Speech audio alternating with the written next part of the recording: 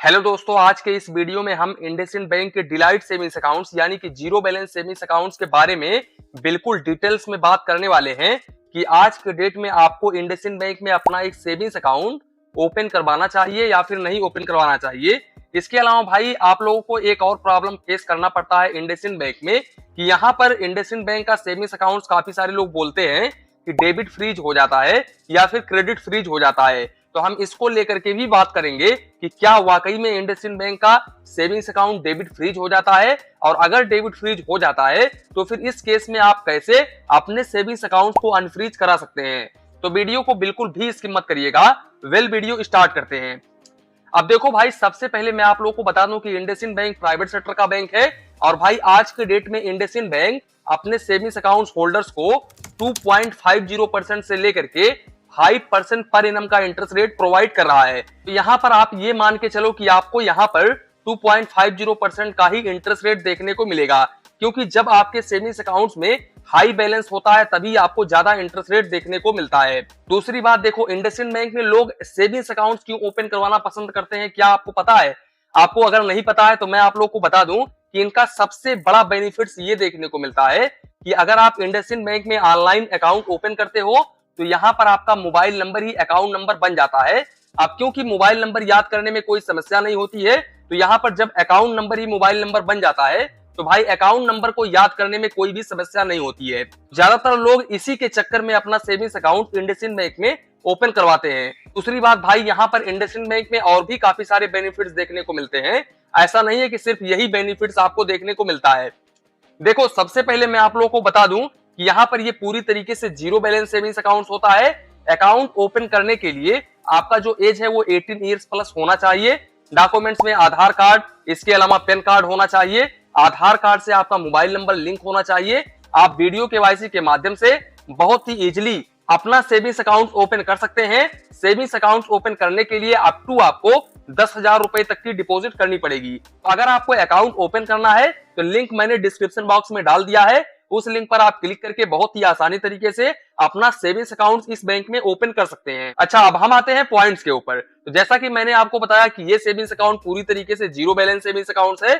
इसके अलावा भाई यहाँ पर आपको ट्रांजेक्शन अलर्ट के ऊपर कोई भी चार्जेस नहीं देना पड़ता है, यानी कि एसएमएस अलर्ट के ऊपर आपको कोई भी चार्जेस नहीं देना पड़ता है ट्रांजेक्शन अलर्ट के ऊपर। लेकिन बैलेंस नोटिफिकेशन के ऊपर आपको मैक्सिमम 30 रुपए प्लस जीएसटी क्वार्टरली यानी कि प्रति 3 महीने में चार्जेस देना पड़ता है।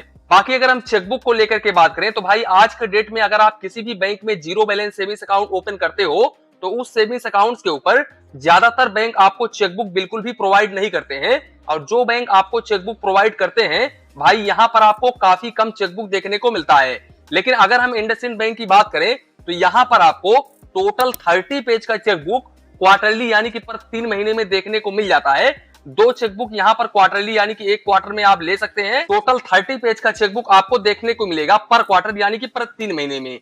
अब यहाँ पर अगर आप एक्स्ट्रा चेकबुक वगैरह लेते हो तो यहाँ पर आपको 3 रुपए 50 पैसे प्लस जीएसटी पर पेज का चार्जेस देना पड़ता है। दूसरी बात भाई, अगर हम कैश विड्रॉवल को लेकर के बात करें कि आप कितने रुपए निकाल सकते हो, तो मैं आप लोगों को बता दूं कि भाई इंडसइंड बैंक के किसी भी ब्रांच से आप जितना मर्जी चाहे उतना बैलेंस निकाल सकते हो।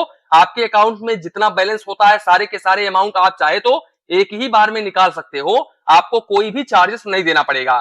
बाकी अगर हम कैश डिपॉजिट को लेकर के बात करें तो यहाँ पर मंथली आप 2 लाख रुपए तक कैश डिपॉजिट कर सकते हो, या फिर आपने पिछले महीने जितना मिनिमम बैलेंस मेंटेन किया था उसका 5 गुना कैश डिपॉजिट बिल्कुल फ्री ऑफ कॉस्ट में कर सकते हो। अब यहाँ पर काफी सारे लोग सवाल करेंगे कि सर ये जीरो बैलेंस सेविंग्स अकाउंट है, तो फिर इस सेविंग्स अकाउंट्स में मिनिमम बैलेंस मेंटेन करके करने की कहां से बात आ गई? देखो भाई, मैं आप लोगों को बता दूं कि ये जीरो बैलेंस सेविंग्स अकाउंट भले ही है तो यहाँ पर आपको 2 लाख रुपए तक का लिमिट देखने को मिलता है। लेकिन मान लो आपके अकाउंट में पिछले महीने में ज्यादा बैलेंस था, ज्यादा आपने मिनिमम बैलेंस मेंटेन किया था, 50,000 रुपए या फिर 1 लाख रुपए मिनिमम बैलेंस मेंटेन किया था, तो 1 लाख का 5 गुना होता है 5 लाख रुपए। तो यहाँ पर आपको 5 लाख रुपए तक की फ्री कैश डिपॉजिट की लिमिट देखने को मिलती है। अब यहाँ पर अगर आप इस लिमिट को क्रॉस करते हो तो फिर इस केस में आपको यहाँ पर 4 रुपए पर 1000 के हिसाब से चार्जेस देना पड़ता है, और मिनिमम आपको 100 रुपए plus GST per transaction charges देना पड़ता है। दोस्तों, अगर हम डेबिट कार्ड को लेकर के बात करें तो इस सेविंग्स अकाउंट्स के अंतर्गत इंडसइंड बैंक आपको titanium delight debit card provide करता है। और इस डेबिट कार्ड के ऊपर आपको इशुएंस फीस 499 रुपीज पे करना पड़ता है और एनुअल मेंटेनेंस चार्जेस भी 499 रुपीज पे करना पड़ता है। यहाँ पर अगर हम लिमिटेशंस को लेकर के बात करें तो इस डेबिट कार्ड से आप 50,000 रुपए पर डे निकाल सकते हो और 1 लाख रुपए तक ऑनलाइन ट्रांजेक्शन कर सकते हो। बाकी भाई इस एटीएम कार्ड से अगर आप इंडसइंड बैंक के किसी भी एटीएम मशीन से पैसे वगैरह निकालते हो या फिर बैंक बैलेंस इंक्वायरी वगैरह करते हो तो ये बिल्कुल फ्री ऑफ कॉस्ट होता है।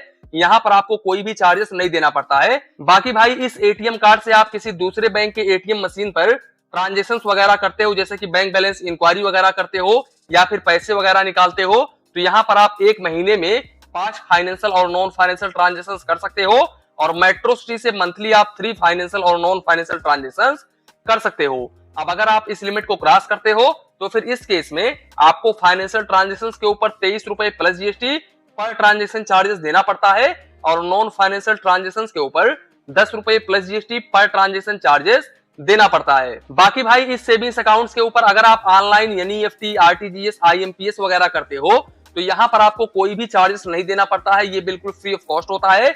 इसके अलावा यहाँ पर यूपीआई जैसे कि आप गूगल पे, फोन पे, पेटीएम वगैरह करते हो तो पर डे आप 1 लाख रुपए तक यूपीआई कर सकते हो।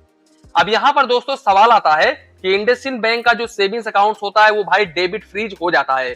तो देखो भाई डेबिट फ्रीज होने के काफी सारे कारण होते हैं, जैसे कि अगर आप सेविंग्स अकाउंट ओपन करते हैं तो आपके डॉक्यूमेंट्स में जो डेटा है वो दूसरे डॉक्यूमेंट से मैच ना होना, जैसे कि मान लो आधार कार्ड पर कुछ और लिखा हुआ है और पैन कार्ड के ऊपर कुछ और लिखा हुआ है, तो फिर इस केस में आपका जो सेविंग्स अकाउंट है वो डेबिट फ्रीज हो सकता है। दूसरी बात एड्रेस का मिसमैच होना, एड्रेस अगर आपका सही नहीं है, एड्रेस में कोई गड़बड़ी है तो फिर इस केस में भी आपका जो सेविंग्स अकाउंट है वो डेबिट फ्रीज हो सकता है। इसके अलावा अगर आप नया सेविंग्स अकाउंट ओपन करते हो और सेविंग्स अकाउंट ओपन करते ही काफी ज्यादा ट्रांजेक्शन करने लगते हो तो फिर इस केस में भी आपका जो सेविंग्स अकाउंट है वो डेबिट फ्रीज होने लगता है। और मान लो यहाँ पर किसी दूसरे देश से, किसी दूसरे कंट्री से आपके अकाउंट्स में कोई बड़ा अमाउंट ट्रांसफर हो गया तो फिर इस केस में इंक्वायरी करने के लिए बैंक जो होता है वो आपका जो सेविंग्स अकाउंट है वो डेबिट फ्रीज कर देता है। तो ऐसे काफी सारे रीजन होते हैं। इसके अलावा मान लो आपने कोई लोन वगैरह लिया हुआ है और डिफॉल्ट किया हुआ है, आप लोन पे नहीं कर रहे हो तो फिर इस केस में भी इंडसइंड बैंक आपका जो सेविंग्स अकाउंट है वो डेबिट फ्रीज कर सकता है। दूसरी बात इनकम टैक्स के ऑर्डर पर भी यहाँ पर आपका जो सेविंग्स अकाउंट है वो डेबिट फ्रीज हो सकता है अगर आप अपना टैक्स टाइम टू टाइम पे नहीं कर रहे हो तो। दूसरी बात अगर कोर्ट आदेश देता है तो फिर इस केस में भी आपका जो सेविंग्स अकाउंट है वो डेबिट फ्रीज हो सकता है। इसके अलावा और भी काफी सारे रीजन हैं जिसके कारण आपका जो सेविंग्स अकाउंट है वो डेबिट फ्रीज हो सकता है।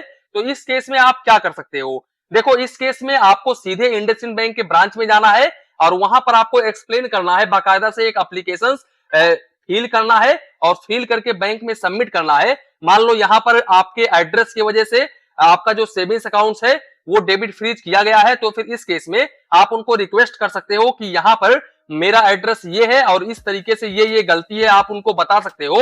तो फिर इस केस में आपका जो सेविंग्स अकाउंट है वो अनफ्रीज कर दिया जाएगा। यहाँ पर ऑनलाइन अगर आप चाहोगे कि मेरा जो सेविंग्स अकाउंट है वो अनफ्रीज हो जाए तो फिर यहाँ पर अनफ्रीज होने वाला नहीं है। दूसरी बात भाई अगर आप यहाँ पर इंडसइंड बैंक में वाकई में अपना सेविंग्स अकाउंट ओपन करने की सोच रहे हो तो मैं यहाँ पर आपको रिकमेंड करूंगा कि अगर आप कैश डिपॉजिट और कैश विड्रॉवल ब्रांच के जरिए करते हो तो फिर इस केस में अगर आपके घर के पास में इंडसइंड बैंक का ब्रांच है तो ही आप इंडसइंड बैंक में अपना सेविंग्स अकाउंट ओपन करें, अदरवाइज आप किसी दूसरे बैंक की तरफ भी जा सकते हैं। क्योंकि भाई अगर इंडसइंड बैंक का ब्रांच नहीं रहेगा तो कैश डिपॉजिट, कैश विड्रॉवल करने में समस्या होगी आपको। आप यहाँ पर ऑनलाइन ही इस सेविंग्स अकाउंट को यूज कर सकते हैं, बाकी ब्रांच के जरिए आप कोई भी काम नहीं करवा सकते हैं अगर आपके पास में इंडसइंड बैंक का ब्रांच नहीं है तो। दोस्तों मैं आप लोगों को बता दूं कि मैंने इंडसइंड बैंक के बारे में काफी सारी वीडियोस देखा है और उन वीडियोस में मुझे कुछ पॉजिटिव कमेंट भी देखने को मिला है लेकिन निगेटिव कमेंट भरा पड़ा है। भाई यहाँ पर काफी सारे लोग बोलते हैं कि इंडसइंड बैंक का जो सेविंग्स अकाउंट है वो डेबिट फ्रीज हो जाता है। इसके अलावा कुछ लोग ये भी बोलते हैं कि इंडसइंड बैंक का जो सेविंग्स अकाउंट है वो काफी अच्छा होता है। और मैं आप लोगों को बता दूं कि भाई कोई भी बैंक बिना वजह के आपका जो सेविंग्स अकाउंट है वो डेबिट फ्रीज या फिर क्रेडिट फ्रीज या फिर टोटल फ्रीज नहीं कर सकता। भाई उनको ये हक ही नहीं है कि वो आपका सेविंग्स अकाउंट डेबिट फ्रीज कर दें, वो भी बिना किसी रीजन के। आप सबसे पहले रीजन पता करिए, फिर ब्रांच में जाइए। और भाई यहाँ पर इंडसइंड बैंक का काफी लंबा चौड़ा यहाँ पर आर्टिकल भी है जिसमें बताया गया है कि आप किस तरीके से अपना सेविंग्स अकाउंट अनफ्रीज करा सकते हैं। अगर आप कमेंट करोगे तो मैं इसके ऊपर भी एक डिटेल्स में वीडियो लेकर के आ जाऊंगा कि आप सेविंग्स अकाउंट किस तरीके से अनफ्रीज करा सकते हो। तो दोस्तों कुल मिलाकर के यही था इंडसइंड बैंक का सेविंग्स अकाउंट। आशा करता हूं इंडसइंड बैंक के रिलेटेड जो भी आप लोगों के मन में कंफ्यूजन होगा या फिर डाउट होगा वो इस वीडियो में बिल्कुल भी क्लियर हो गया होगा। तो इसी के साथ में वीडियो समाप्त करते हैं। वीडियो पसंद आया हो तो प्लीज वीडियो को एक लाइक करिए और अपने चैनल फाइनेंस बैंकिंग को सब्सक्राइब करिए। मन में कुछ डाउट हो, कंफ्यूजन हो तो प्लीज कमेंट करिए। धन्यवाद, मिलते हैं नेक्स्ट वीडियो में।